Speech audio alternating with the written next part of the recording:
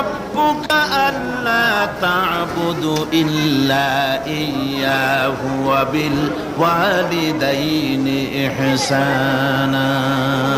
তোমার প্রভুর পক্ষ থেকে ফয়সালা হয়েছে, চূড়ান্ত সিদ্ধান্ত হয়ে গিয়েছে, আমি আল্লাহর ইবাদতের পর তোমার মা বাপের ইহসান করবে, খেদমত করবে, তাদের জন্য উপকার করবে, তাদেরকে ভালোবাসবে।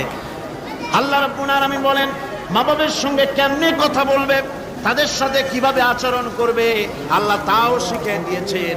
আল্লাহ পাক বলেন ওয়ালা তাকুল লাহুমা ওয়া কুল লাহুমা কাওলান কারীমা। মা বাবার সাথে সম্মানজনক কথা বলো।